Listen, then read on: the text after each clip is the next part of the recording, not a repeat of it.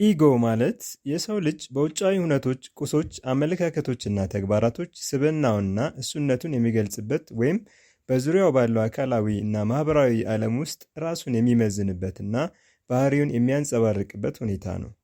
ኢጎ በራስ መተማመንን፣ ሪስኮችን የመውሰድና እድሎችን የመጠቀም ችሎታን ለመላበስ ነዳጅ ሊያቀርብ ይችላል። ነገር ግን ከቁጥጥር ውጭ የሆነ ኢጎ ለትህትና፣ ለመማርና ሌሎችን ለማመን ያለውን ፍላጎት ሊያከሽፍና ሊበላ ይችላል። ይህ አስፈላጊ ከሆኑ ሰዎች ጋር፣ ከቤተሰብ፣ ከጓደኞች ጋር ያለውን ግንኙነት ወደ ማጣት ያመራል። ለአንተ ጥያቄ የውልህ ወደ ኢጎ ወጥመድ ውስጥ እየገባህ ነው? እንደዛ ከሆነ እኚህ ምልክቶች ይታዩብሃል። ጥያቄዎችን አትጠይቅም። ውስጥ ላለው ጥያቄ መልስ ባይኖርህም ይህንን አምኖ በመቀበልህ አንተ እውቀት እንደሌለ ወይም ደካማ እንደሆንክ ሰዎች የሚያስቡ ይመስልሃል። በዚህም ክብርን ዝቅ እንደሚያደርጉት ታስባለህ። ራስህን በየስ ማን ወይንም ያልከውን በሙሉ በሚቀበሉ ሰዎች ትከባለህ።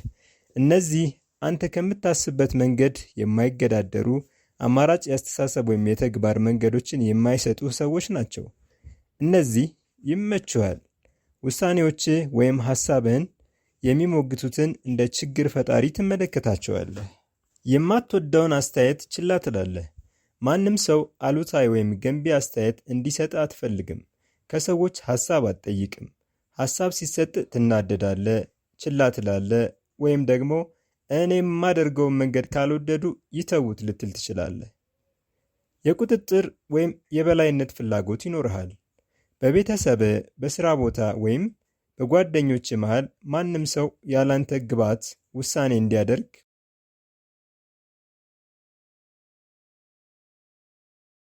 እርዳታ መጠየቅ አትፈልግም።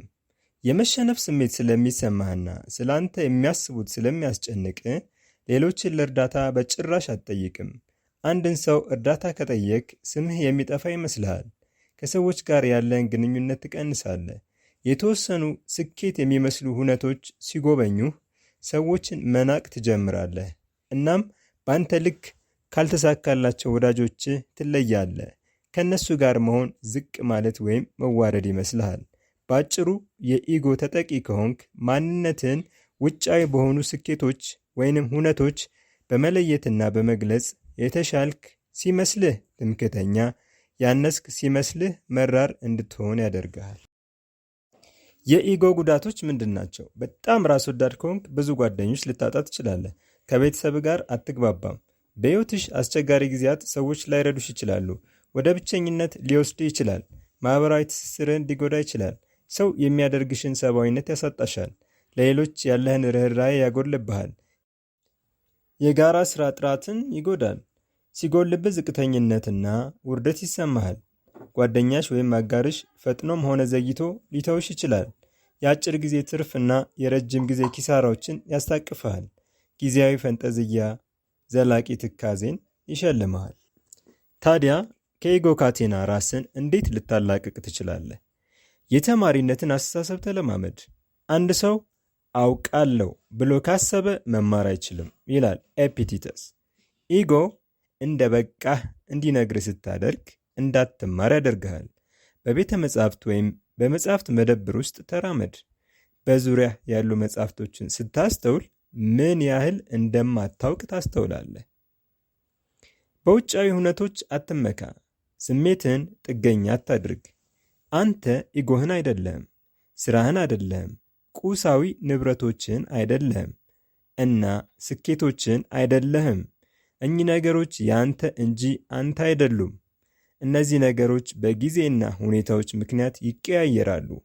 አንተ ግን በምንም አይነት ሁኔታ ውስጥ ያው ሰው ነህ። ይህንን አትርሳ። አንዴ ኢጎ ሕይወትህን እንዲቆጣጠር ከፈቀድክ ደስተኛ አትሆንም ወይም ዘና አትልም። ምክንያቱም ከምትለይባቸው ነገሮች አንዱን እንዳጣህ ቀሪው ተያይዞ ይወድቃል እና ደስታህን ታጣለህ። አንድ ሰው እኔ ጥበቃ ሰራተኛ ነኝ፣ ቴክኖሎጂስት ነኝ፣ ዋና ስራ አስፈጻሚ ነኝ፣ ቤት አልባ ነኝ፣ ወላጅ ነኝ፣ ጸሐፊ ነኝ